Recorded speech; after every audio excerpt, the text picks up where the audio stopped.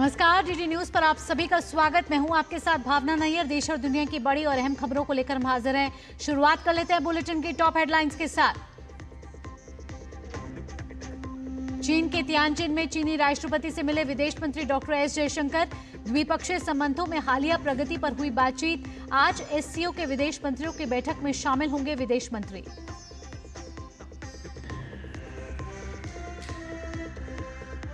अपने 3 साथी सदस्यों के साथ आज अंतरिक्ष से धरती पर लौटेंगे ग्रुप कैप्टन शुभांशु शुक्ला।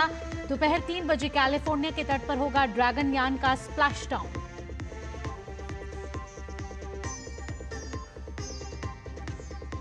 भारत ने स्वच्छ ईंधन स्रोतों से 50% बिजली उत्पादन क्षमता का लक्ष्य किया हासिल। 2030 से 5 साल पहले हासिल किया लक्ष्य।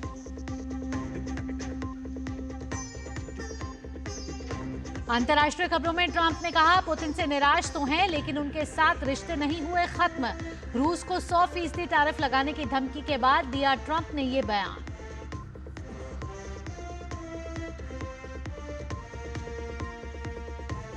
हिमाचल के कांगड़ा, मंडी, सोलन समेत कई जिलों में आज भारी से बहुत भारी बारिश का अलर्ट। राजस्थान, ओडिशा, पश्चिम बंगाल और झारखंड में भी मूसलाधार बारिश के आसार।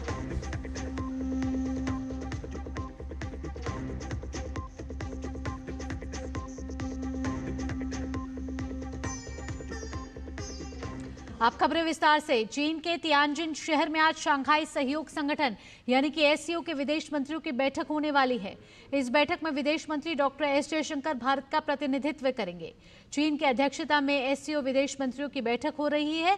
बैठक में 10 सदस्य देशों चीन, रूस, Bharat, Iran, Kazakhstan, Kyrgyzstan, Pakistan, Tajikistan, Uzbekistan और बेलारूस के विदेश मंत्री क्षेत्रीय सुरक्षा, व्यापार, संपर्क और अंतर्राष्ट्रीय चुनौतियों जैसे क्षेत्रों में सहयोग पर चर्चा करने की उम्मीद है।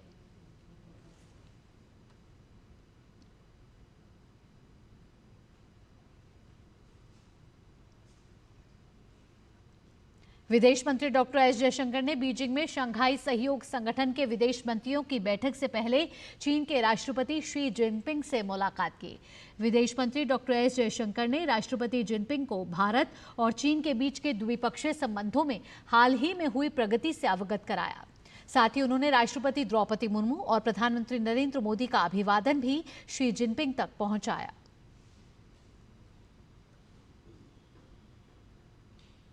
एक्सियोम 4 मिशन के अंतर्गत अंतर्राष्ट्रीय अंतरिक्ष स्टेशन पर गए हुए भारतीय अंतरिक्ष यात्री ग्रुप कैप्टन शुभांशु शुक्ला और उनके 3 अन्य सहयोगी आज धरती पर वापस लौट आएंगे। करीब 22 घंटे 5 मिनट की यात्रा के बाद चालक दल के कैलिफोर्निया के समुद्र तट पर भारतीय समय अनुसार दोपहर बाद 3 बजे के करीब समुद्र में स्प्लैश डाउन करने की उम्मीद है। स्प्लैश डाउन की ये प्रक्रिया पूरे तरीके से स्वचालित होगी। एक्सियोम 4 मिशन के अंतर्गत इन चारों अंतरिक्ष यात्रियों ने अंतर्राष्ट्रीय अंतरिक्ष स्टेशन में 18 दिन बिताए हैं। अंतरिक्ष से धरती की ओर वापसी से पहले अंतर्राष्ट्रीय अंतरिक्ष स्टेशन पर हुए विदाई समारोह में ग्रुप कैप्टन शुभांशु शुक्ला ने भारत की ताकत और आत्मविश्वास की झलक अंतरिक्ष से साझा की। राकेश शर्मा की 1984 की अंतरिक्ष यात्रा के बाद group captain Shubhanshu Shukla space की यात्रा करने वाले दूसरे भारतीय अंतरिक्ष यात्री हैं। शुभांशु के माता पिता शुभांशु की सकुशल वापसी को लेकर उत्साहित हैं।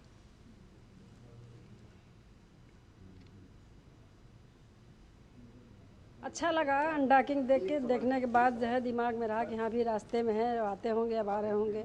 जैसे आदमी प्लेन में बैठता है, ट्रेन में बैठता है, इंतज़ार करता है कि हमारे घर वाले आ रहे हैं, वैसे हम भी इंतज़ार कर रहे हैं कि बेटा हमारा सफ़र में है, अभी रास्ते में है, पहुँच रहा होगा, आज शाम तक पहुँच जाएगा। मुझे पहले मंदिर गए, हनुमान जी के दर्शन किए, वहाँ से लौटने के बाद जो है पूजा पाठ किया, सुंदरकांड का पाठ किया हम लोगों ने, सब लोगों ने मिलकर। ये तो बहुत गौरव का विषय है हमारे लिए। हम बहुत उत्साहित हैं। हमारा बेटा जो है मिशन से आज वापसी कर रहा है, आज पृथ्वी पर लैंड करेगा। ये हमारे लिए बहुत बड़ा सौभाग्य का दिन है और हम अपने को बड़ा गौरवान्वित महसूस करते हैं कि बेटे ने आज हमारी जो है इतना नाम रोशन कर दिया है कि अब हमेशा इतिहास तक लिखा जाएगा। ये हमारे लिए बहुत गौरव की बात है। आज का दिन बहुत खास है। आज लैंडिंग होगी तो आज जो है उसको बस बेसब्री से इंतजार कर रहे हैं कि वो कितने टाइम लैंडिंग करें, उसके लिए देखने के लिए बस हम लोग बेताब हैं। ग्रुप कैप्टन शुभांशु शुक्ला के पृथ्वी पर लौटने के उपलक्ष्य में उनके आवास को आज रोशनी और उनके पोस्टरों से सजाया गया है। तो वाराणसी के दृश्य जहां शुभांशु शुक्ला के बाहर ये पोस्टर लगाए गए हैं जहां लिखा है wish you all the best for the success of your axiom 4 mission. पूरा देश इस समय गौरवान्वित है शुभांशु शुक्ला पर। शुभांशु शुक्ला के स्पेस स्टेशन से सकुशल वापसी के लिए वाराणसी के महर्षि वेद विज्ञान विश्वविद्यापीठम के वेद पाठी ब्राह्मण बच्चों ने हवन किया।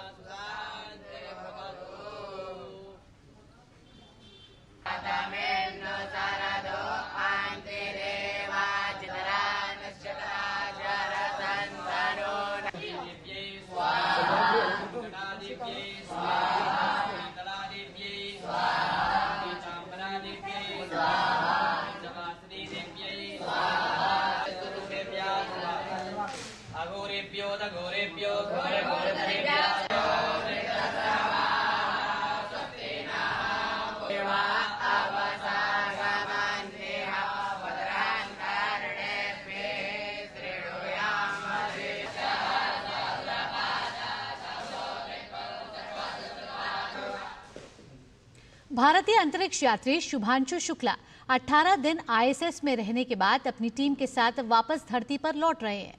वापसी से पहले ही भारतीय अंतरिक्ष अनुसंधान इसरो ने बड़ी खुशखबरी दी है। इसरो ने बताया है कि एक्सियोम 4 मिशन के तहत शुभांशु जिस मिशन के लिए अंतर्राष्ट्रीय अंतरिक्ष स्टेशन पर भेजा गया था उन्होंने वो सफलतापूर्वक पूरा कर लिया है। इसरो ने कहा है कि शुभांशु शुक्ला ने अंतरिक्ष में सभी 7 माइक्रोग्रेविटी प्रयोग सफलतापूर्वक पूरे कर लिए हैं। शुभांशु शुक्ला ने अंतर्राष्ट्रीय अंतरिक्ष स्टेशन में रहते हुए 7 अहम वैज्ञानिक प्रयोग सफलतापूर्वक पूरे किए हैं। इनमें भारतीय टार्डिग्रेड प्रजाति पर अध्ययन, मांसपेशियों के विकास यानी कि मायोजेनेसिस, मेथी और मूंग के बीजों का अंकुरण, साइनोबैक्टीरिया और माइक्रो एल्गी पर रिसर्च, फसल बीजों की प्रतिक्रिया और वाइजर डिस्प्ले उपकरण का परीक्षण शामिल था। ये सभी प्रयोग अंतरिक्ष में जीवन, खेती और जैव विज्ञान से जुड़े महत्वपूर्ण सवालों के जवाब तलाशने की दिशा में एक बड़ी उपलब्धि माने जा रहे हैं। इसरो ने कहा है कि इस मिशन के जरिए भारत ने न केवल अंतरिक्ष में वैज्ञानिक उपलब्धि दर्ज की है बल्कि भविष्य के स्पेस रिसर्च के लिए भी रास्ता खोल दिया है।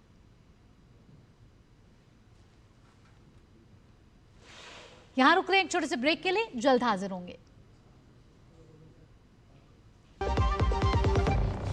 टाइम पे खा लेना और प्लीज बाइक धीरे चलाना जी। और ये तुम्हारी सेफ्टी के लिए। अरे एक बात तो रह गई। LIC ये हमारी सेफ्टी के लिए। दिल की सुनो, LIC चुनो। LIC हर पल आपके साथ। मेरी पसंद, मेरी पसंद, मेरी पसंद, मेरी पसंद, हमारी पसंद। हम सबकी पसंद। मजबूत देश का मजबूत सरिया हो गया स्टील। ब्रेक के बाद आपका स्वागत है। भारत ने स्वच्छ ऊर्जा क्षमता का 50% लक्ष्य 5 वर्ष पहले ही प्राप्त किया है। देश में 50% स्थापित बिजली क्षमता अब गैर पारंपरिक ईंधन स्रोतों से चालित है और भारत ने यह लक्ष्य निर्धारित समय से 5 वर्ष पूर्व ही हासिल कर लिया है। भारत ने कुल 484.8 गीगावाट स्थापित क्षमता में से 242.8 गीगावाट गैर जीवाश्म यानी स्वच्छ ऊर्जा स्रोतों से हासिल की है। यह देश में स्वच्छ ईंधन आधारित बिजली उत्पादन बढ़ाने के लिए अंतर्राष्ट्रीय मंचों पर भारत की प्रतिबद्धता को देखते हुए महत्वपूर्ण है। भारत ने साल 2030 तक 500 गीगावाट नवीकरणीय ऊर्जा उत्पादन क्षमता का महत्वाकांक्षी लक्ष्य रखा है। ये उपलब्धि बताती है कि देश जलवायु परिवर्तन की रोकथाम और टिकाऊ विकास के प्रति संकल्पित है और स्वच्छ ऊर्जा को अपनाने की गति लगातार बढ़ रही है। देश में PM कुसुम, PM सूर्यघर, मुफ्त बिजली योजना, सौर पार्क विकास और राष्ट्रीय पवन सौर हाइब्रिड नीति से स्वच्छ ऊर्जा को बल मिला है। प्रति व्यक्ति कार्बन उत्सर्जन कम होने के बावजूद स्वच्छ ऊर्जा को अपनाने में हुई ये प्रगति मूल्यवान है और भारत G20 के उन चंद देशों में शामिल है जो जलवायु परिवर्तन की रोकथाम के अपने संकल्प को पूरा करने की दिशा में आगे बढ़ रहे हैं। फिल्म उदयपुर फाइल्स के खिलाफ कन्हैयालाल मर्डर केस के आरोपी जावेद की याचिका पर सुप्रीम कोर्ट कल सुनवाई करेगा। आज वकील मेनका गुरुस्वामी ने जस्टिस सूर्यकांत की अध्यक्षता वाली बेंच के सामने ये मामला रखा। वकील ने बताया कि इस फिल्म की रिलीज पर हाईकोर्ट की ओर से लगाई गई अंतरिम रोक के खिलाफ प्रोड्यूसर की अर्जी पहले से ही सुनवाई के लिए लगी हुई है, उसी के साथ जावेद की अर्जी पर सुनवाई कर ले। जावेद का कहना है कि इस फिल्म में पुलिस का एक तरफा पक्ष दिखाया गया है, जिससे उसके खिलाफ पेंडिंग केस का ट्रायल बाधित हो सकता है। कर्नाटक हाईकोर्ट ने राज्य सरकार को चिन्नास्वामी स्टेडियम में हुए भगदड़ की सीलबंद कवर में प्रस्तुत स्टेटस रिपोर्ट की एक प्रति कर्नाटक राज्य क्रिकेट संघ KSCA, रॉयल चैलेंजर्स बेंगलुरु और DNA एंटरटेनमेंट नेटवर्क्स को उपलब्ध कराने का निर्देश दिया है। एक डिवीजन बेंच ने कार्यवाहक मुख्य न्यायाधीश V कामेश्वर राव और न्यायमूर्ति CM जोशी की अध्यक्षता में यह आदेश पारित किया। न्यायालय ने कहा कि स्टेटस रिपोर्ट साझा करने से अदालत को घटनाक्रम को बेहतर ढंग से समझने में मदद मिलेगी। कार्यवाहक मुख्य न्यायाधीश V कामेश्वर राव और न्यायमूर्ति CM जोशी की पीठ ने हाल ही में पारित आदेश में टिप्पणियां की। पीठ ने 4 जून को हुए भगदड़ की घटना पर स्वतः संज्ञान लेते हुए जनहित याचिका पर सुनवाई के दौरान यह आदेश पारित किया। पीठ ने यह भी तय करने के लिए सुनवाई की कि क्या राज्य सरकार द्वारा प्रस्तुत रिपोर्ट को संबंधित पक्षों को सौंपी जानी चाहिए या नहीं। सिग्नल नहीं है, कोई समस्या नहीं है। दरअसल भारत सरकार के दूरसंचार विभाग और भारतीय दूरसंचार नियामक प्राधिकरण ने मिलकर आपदा के वक्त के लिए विशेष तकनीक विकसित की है। आपदा में बिना सिम बदले इंटेलिजेंट कॉल राउटिंग ICR तकनीक आपको अपने आसपास के उपलब्ध नेटवर्क से खुद ब खुद जोड़ देगी। ये दूरसंचार क्षेत्र में क्रांतिकारी कदम है जो विशेषकर आपात स्थितियों में जीवन रक्षक सिद्ध होगा।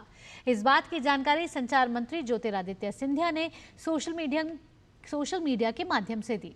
ज्योतिरादित्य सिंधिया ने यह भी लिखा कि यह पहल प्रधानमंत्री नरेंद्र मोदी के डिजिटल भारत विजन को साकार करने की दिशा में यह एक महत्वपूर्ण उपलब्धि है।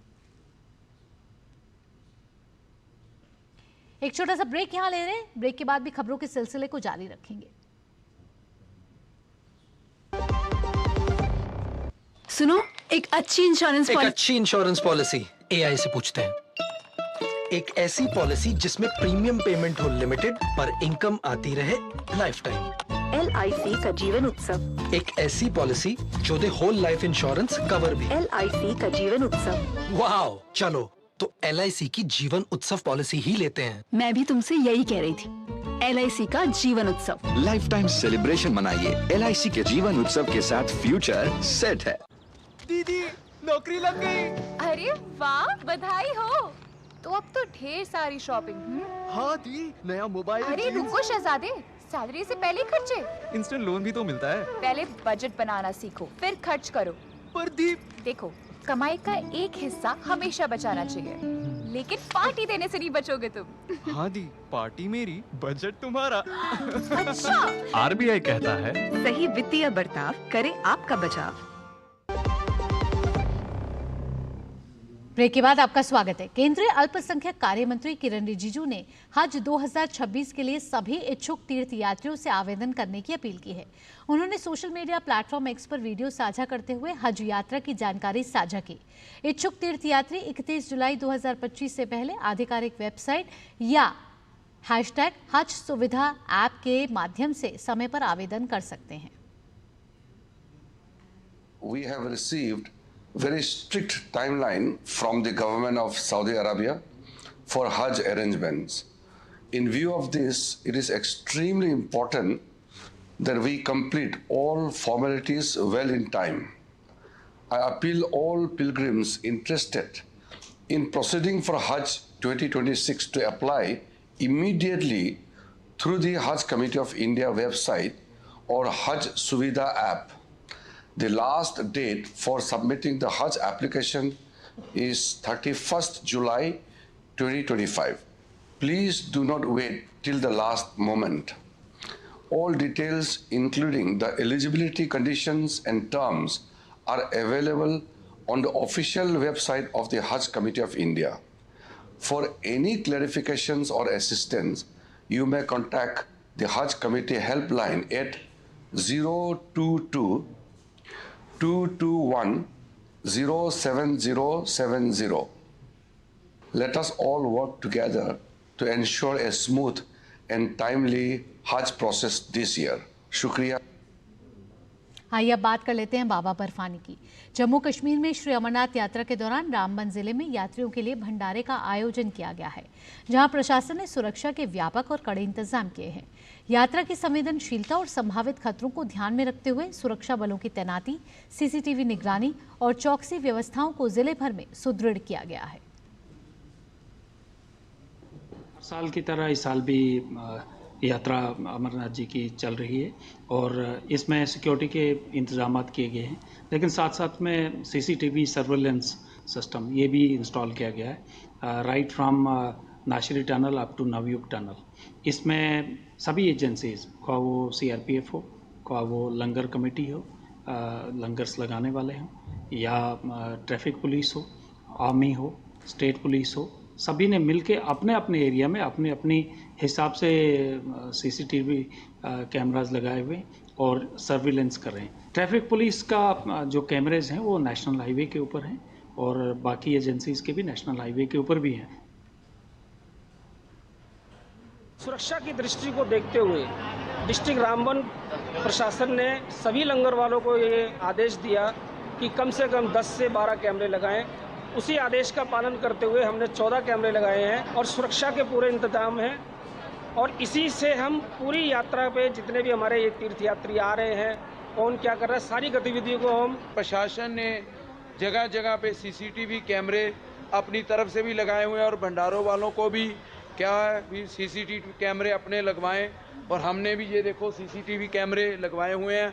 सारे भंडारे के अंदर, बाहर, अंदर, पीछे चारों तरफ कवरिंग की हुई है और साथ में एलसीडी में देखने के लिए और मॉनिटर सारा कुछ सिस्टम जहाँ पे बनाया हुआ है। इस बार हमें प्रशासन का एक विशेष निर्देश दिया गया कि प्रत्येक भंडारे को सीसीटीवी कैमरे से कवर होना चाहिए, जो हमारी सुरक्षा की दृष्टि से भी बहुत बेहतर है। उसी के मद्देनजर रखते हुए सभी भंडारों में सीसीटीवी कैमरे लगाए हुए हैं। हमारे अपने भंडारे में भी हमने 8 कैमरे लगाए हैं और मॉनिटर भी साथ में लगाया हुआ है, जिससे कि हम अपनी और यहाँ आने वाले यात्रियों की सुरक्षा के मद्देनजर पूरी देखरेख रख सकें।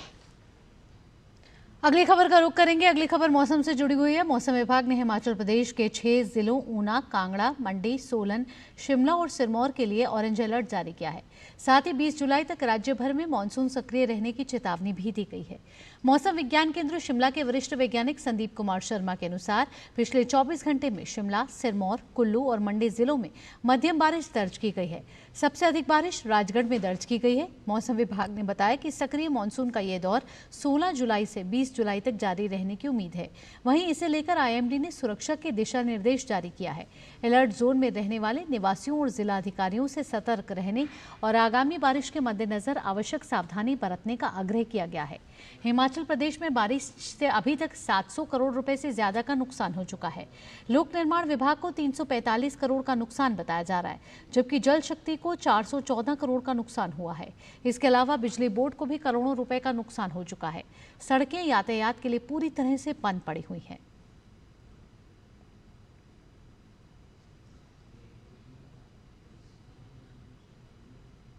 दिल्ली एनसीआर में लगातार बीते कुछ दिनों से हो रही बारिश के चलते लोगों को एक तरफ गर्मी से निजात मिली है, तो वहीं दूसरी तरफ जहरीली हवा से भी उन्हें मुक्ति मिली है।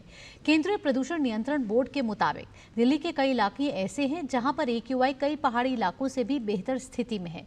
बीते कुछ दिनों से हो रही रिमझिम बारिश ने न सिर्फ तापमान को नीचे गिराया है, बल्कि हवा की गुणवत्ता को भी बेहतर बना दिया है। केंद्रीय प्रदूषण नियंत्रण बोर्ड के मुताबिक आज सुबह तक दिल्ली, नोएडा और गाजियाबाद के कई इलाकों में एयर क्वालिटी इंडेक्स अच्छी श्रेणी में रहा। राजधानी का औसत AQI करीब 40 रहा, जो देश के कई हिल स्टेशनों से भी बेहतर माना जा सकता है। नोएडा के कई इलाकों में AQI संतोषजनक श्रेणी में रहा। गाजियाबाद में भी इस मामले में हालत बेहद अच्छे रहे। कुल मिलाकर देखा जाए तो दिल्ली एनसीआर के अधिकतर इलाकों में AQI 30 से 50 के बीच बना हुआ है, जो साफ हवा और बेहतर वातावरण का संकेत है।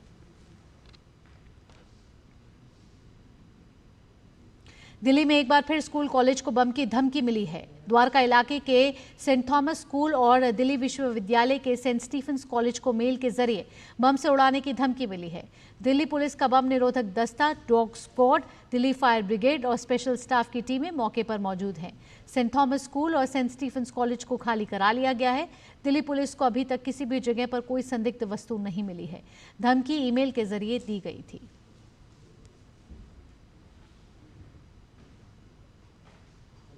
उधर मुंबई के बॉम्बे स्टॉक एक्सचेंज को उड़ाने की धमकी मिली है। बीएसई की आधिकारिक वेबसाइट पर धमकी भरा ईमेल भेजा गया है और उड़ाने की धमकी दी गई है। धमकी भरा ईमेल मिलने के बाद नजदीकी पुलिस स्टेशन को संपर्क किया गया। मौके पर बम स्क्वाड की टीम और लोकल पुलिस स्टेशन के अधिकारी वहां पहुंचे। जांच पड़ताल के बाद कुछ भी संदिग्ध बरामद नहीं हुआ। इस मामले में एमआरए मार्ग पुलिस स्टेशन में अज्ञात शख्स के खिलाफ मामला दर्ज कर आगे की जांच की जा रही है। सुप्रीम कोर्ट से पंजाब सरकार को बड़ा झटका लगा है। सुप्रीम कोर्ट ने राज्य में 1158 सहायक प्रोफेसरों और लाइब्रेरियन की भर्ती को रद्द कर दिया है। सर्वोच्च न्यायालय की जस्टिस सुधांशु धूलिया और जस्टिस के विनोद चंद्रन की पीठ ने इस नियुक्ति को सही ठहराने वाले पंजाब और हरियाणा हाईकोर्ट के डिवीजन बेंच के सितंबर 2024 के फैसले को खारिज कर दिया है। पीठ ने कहा कि यह भर्ती प्रक्रिया मनमाने ढंग से चलाई गई थी, जिसमें नियमों और कानूनों को ताक पर रखा गया है। वहीं सुप्रीम कोर्ट ने पंजाब सरकार को यूजीसी के नियमों के अनुसार नियुक्ति प्रक्रिया के 6 महीने के भीतर नए सिरे से शुरू कराने के निर्देश दिए हैं। अंतर्राष्ट्रीय खबरों में डोनाल्ड ट्रंप ने निजी चैनल से साक्षात्कार में कहा है कि वे रूस के राष्ट्रपति व्लादिमीर पुतिन से निराश तो हैं, लेकिन रिश्ते खत्म नहीं हुए हैं। उन्होंने रूसी राष्ट्रपति पुतिन पर भरोसा करने के सवाल पर कहा कि उन्हें किसी पर भरोसा नहीं रह गया है। ये बयान ट्रंप ने तब दे दिया है जब उन्होंने यूक्रेन को हथियार भेजने की योजना की घोषणा और रूस को चेतावनी दी है कि अगर 50 दिनों के भीतर युद्ध विराम नहीं हुआ तो उस पर कड़े आयात शुल्क लगाए जाएंगे। व्हाइट हाउस के ओवल ऑफिस से दिए गए एक साक्षात्कार में ट्रंप ने नाटो को भी समर्थन दिया, जिसे उन्होंने पहले पुराना हो चुका संगठन कहा था। इस बार उन्होंने संगठन की सामूहिक रक्षा नीति को समर्थन देने की बात कह डाली। ब्रिटेन के प्रधानमंत्री कियर स्टामर और चेक प्रधानमंत्री पेट्रो फियाला ने स्मॉल मॉड्यूलर न्यूक्लियर रिएक्टर्स पर सहयोग के अवसरों का पता लगाने के लिए चर्चा की।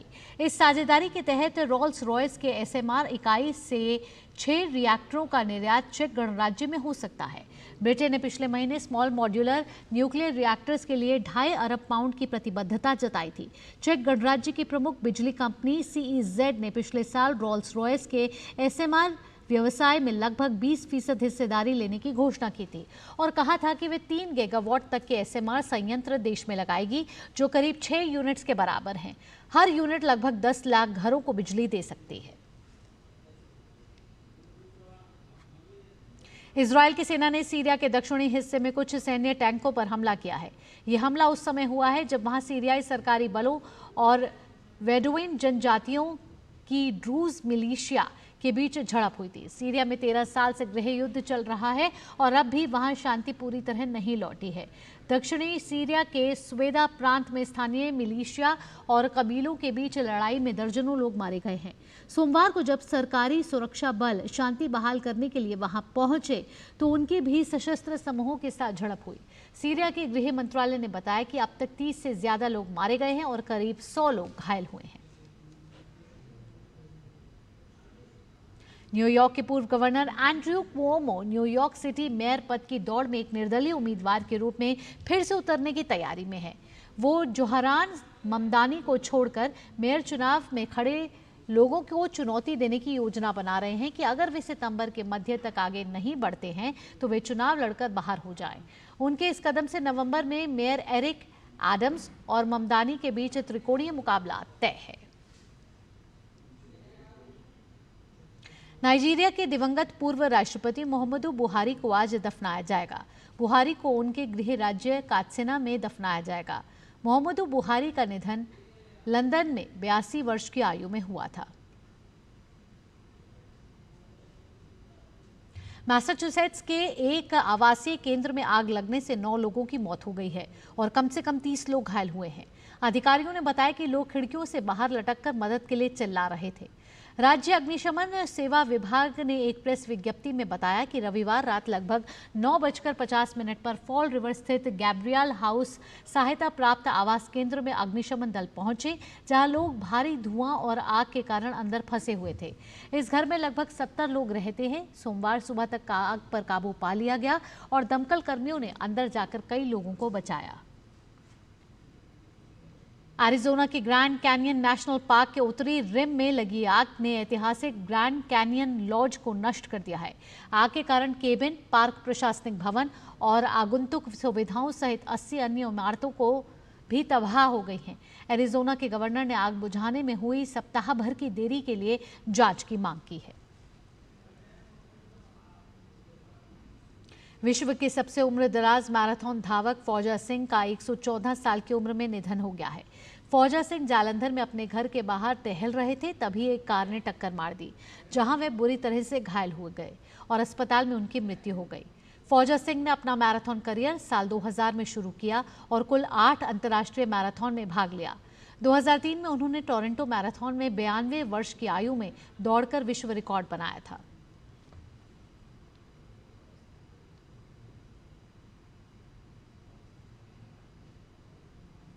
प्रधानमंत्री नरेंद्र मोदी ने एथलीट फौजा सिंह के निधन पर दुख व्यक्त किया है। पीएम ने एक्स पोस्ट में लिखा है कि फौजा सिंह जी अपने अद्वितीय व्यक्तित्व और फिटनेस जैसे महत्वपूर्ण विषय पर भारत के युवाओं को प्रेरित करने में अपने तरीके के कारण असाधारण थे। वे अद्भुत दृढ़ संकल्प वाले एक असाधारण एथलीट थे। उनके निधन से बहुत दुख हुआ है। मेरी संवेदनाएं उनके परिवार और दुनिया भर में उनके अनगिनत प्रशंसकों के साथ है। इसी के साथ इस बुलेटिन में इतना ही। देश और दुनिया की बाकी खबरों के लिए आप जुड़े रहिए डीडी न्यूज के साथ। फिलहाल के लिए मुझे दीजिए अनुमति। नमस्कार।